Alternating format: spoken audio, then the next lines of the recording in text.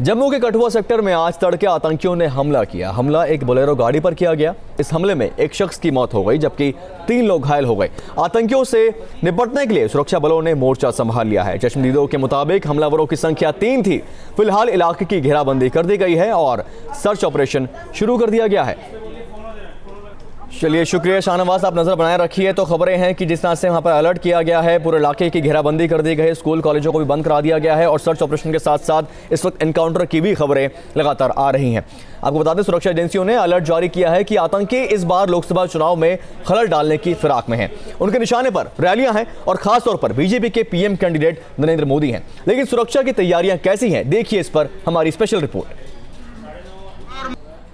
तो रैलियों की सुरक्षा का जायजा लिया हमारे अंडरकवर रिपोर्टर्स ने, आपने देखा। लेकिन महिलाएं दिल्ली में कितनी सुरक्षित हैं, ये एक बड़ा सवाल है। राजधानी दिल्ली में जामी इलाके में 2 अज्ञात लड़कों ने एक 35 साल की महिला के घर में घुसकर तेजाब डाल दिया।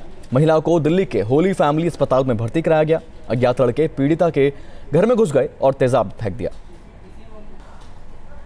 लोकसभा चुनाव से जुड़ी कुछ खबरों पर नजर डालते हैं।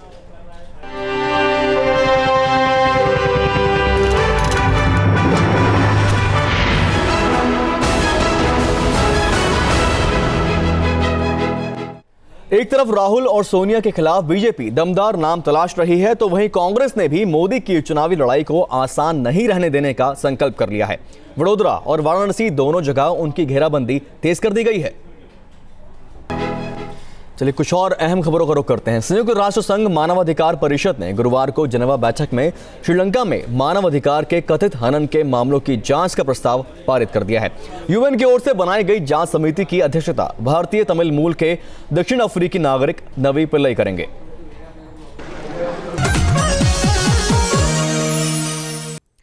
बिजनौर के महाशक्ति कालिका मंदिर में फिल्म अभिनेत्री जयाप्रदा की मेहमान नवाजी के लिए कुछ महिलाओं को पैसे देकर बुलाया गया था।